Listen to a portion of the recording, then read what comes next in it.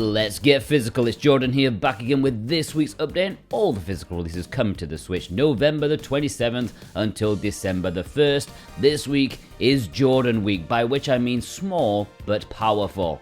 Maybe. Dragon Quest Monsters: The Dark Prince is an exciting return for a series I loved as a kid. Well, the one that I actually played, Dragon Warrior Monsters. Loved that on my Game Boy, and it was my first introduction into the Dragon Quest franchise. It's essentially Pokemon, but with Dragon Quest Monsters. It's exactly what it says on the tin. They're not really hiding from that fact. There's money to be made, and they're fairly proud of it. Sadly, aside from a quick go on one of the DS ones, I haven't played them since the original, so yeah, I'm really interested in seeing if they've had the determination to go all out with production, or will it be a bit budgeted compared to like normal Dragon Quest games? I don't know, I just want it to be bigger than the most recent Pokemon. And our executive producers, JCrod7776, Parsnip Coffee, Issa, and God of Resin have chosen this as their pick of the week. And if you want it or any of the retail releases in this episode, then please consider using the links in the description. You can purchase from Video Games Plus, a fantastic company that supports us immensely. And yeah, it's a great way for you to show your love to this series. They have cheap prices and good Canadian money. They have cheap shipping, especially to the US, and even free shipping if you purchase over 80 Canadian bucks, which is about 60 bucks in America. Plus, if you purchase something via our link, then each week you will be in with the chance of winning a $10 discount coupon, and this week's winner is Henry N. Congratulations, Henry. You will get an email from VGP, if you haven't already, with your discount coupon. Thank you for your support. My Next Life as a Villainess, All Routes Lead to Doom. Pirates of the Disturbance is releasing this week with a title almost as bad as the Monu. This is mostly a visual novel from what I'm aware. I did ask for a review code, but they weren't giving them out for this title for whatever reason. I guess spoilers or something. I was going to do an impressions video on Physical Paradise. Never mind. It's actually an Otomi VN, so maybe I'm not the right audience for it anyways, which is a pity because my entire reincarnation plan is to become a buxom villainess. Why would I want to be anything else? And our executive producers, Cartoon Soren and Feig, repping the Otomi, it's their pick of the week. Batman Arkham Trilogy is finally releasing this week after being delayed for a month. Not sure why, considering most of the games aren't on the cartridge anyways, which is a massive shame. I'm pretty sure they could have if they really wanted to, because they're like 360 games. They could have squeezed them on, but they went the cheap option. I love Arkham Asylum. I think it's one of the best games ever made, and that's coming from someone who couldn't be less interested in Batman even if I try. You have to put me in a centrifugal chamber to drip like a millimeter more no-give-a-monkeysness out of me. But it's amazing. City, that was decent too. And of course, I didn't play Night. I don't think anyone did. Nobody could run it on their PC. I do wonder how it will run on the Switch. Also, why don't they care about Origins? I know it's probably the weakest of the bunch, but to genuinely ignore it, that's kinda sad. Maybe they don't want to pay extra royalties or something to the studio that made it. Anyways, why am I talking about this too much since I won't be buying it and I kinda hope no one else does? Why aren't they on the cartridge? Arkham Asylum is on the cart, the other two are download codes. Yeah, you're gonna need a big fat SD card to play these. But two of our executive producers, they don't mind too much. Punky Dooster and Robotech, it's their pick of the week. GigaBash is from Limited Run, their first pre-order in seemingly a while, staying very clear of Black Friday, don't blame them. I'd never heard of this game before, but it looks like a fairly fun kaiju beat-em-up. Reminds me of those PS2 Godzilla games, which that's cool to have. They don't make games like that anymore, so this is fun and you can pre-order it on Friday. And our executive producer Instacritic has chosen this as his pick of the week. Alright, the import section, yes, we are there already. Play Asia territory. If you want to import any of the games shown here, please consider using the Play Asia links below. Remember, if you click our link, we can also support you, because you can get 5% off with our discount code SWTV23, and I do thank you ever so kindly for your support. It really means a lot to me. Gensei Suikoden Plus is my choice of imports this week. Who doesn't love a cheap RPG that furry fans will get a massive boner from? Yes, this doesn't exactly have the budget of Final Fantasy Remake, but hey, you gotta work with what you got. and they obviously have about £5, which is why I'm definitely picking this up, because it does have English and the standard edition is very affordable. There's a collector's edition as well. I was going to try and review this, but the publisher is literally impossible to contact. How the hell do these guys do business? Well, I'm looking forward to it regardless. And our executive producers Jennifer M. and Vey have chosen this as their pick of the week.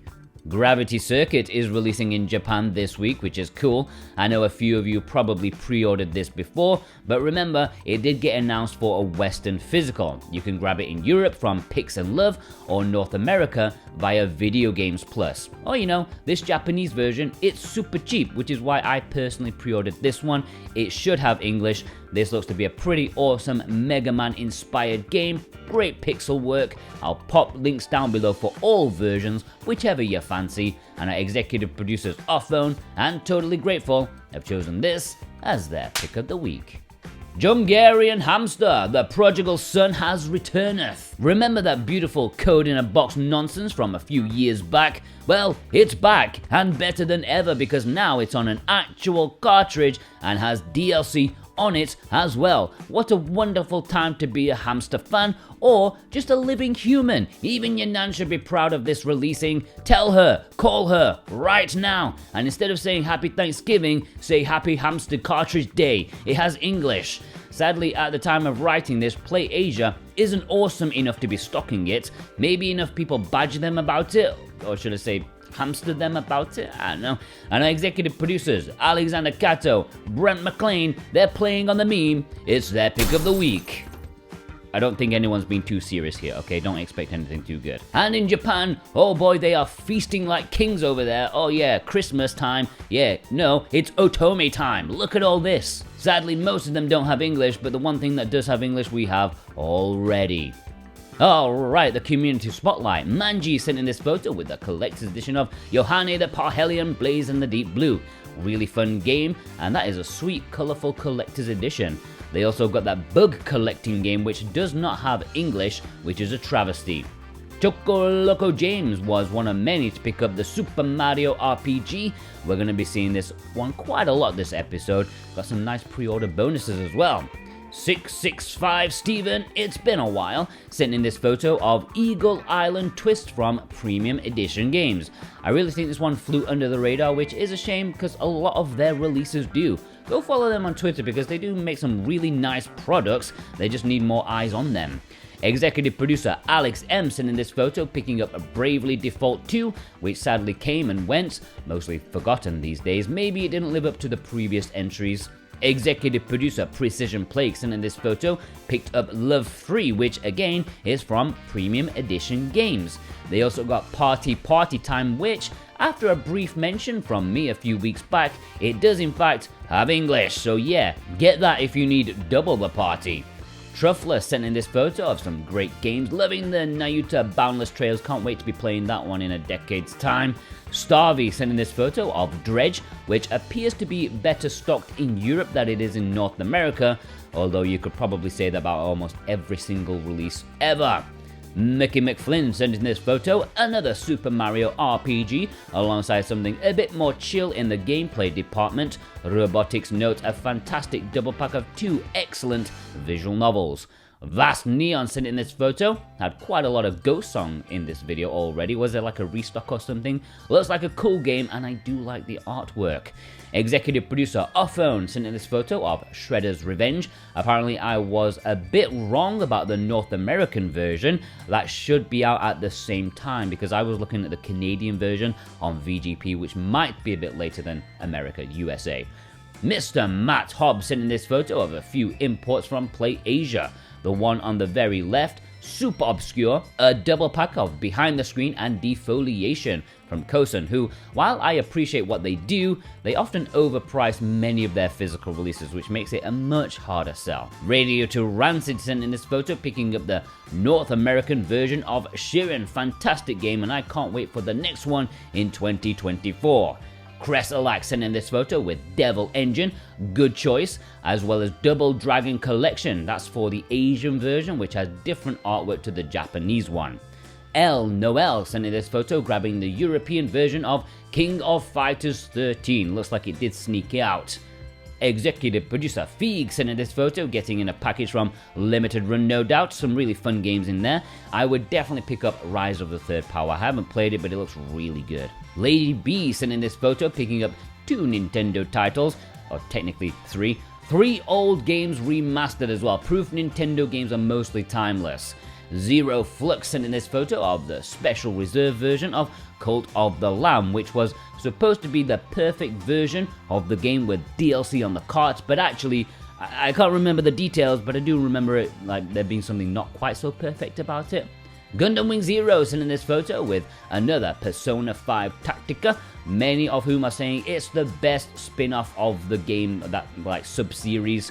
Shlomo sending this photo with Behind the Frame, which is from I Am 8-Bit. If I remember correctly, it has their artsy-fartsy signature about it. McLaren sending this photo, another on one of the bug-catching game. Am I missing something? Does it have English after all? Or are you just as curious as myself? Executive producer Cartoon Soren sending this photo of the limited edition of Sword and Fairy in 2, which is a cute little business management sim. And just a reminder, not this one, but many Play Asia exclusives right now have insane discounts, so go get them while you can, even the limited editions.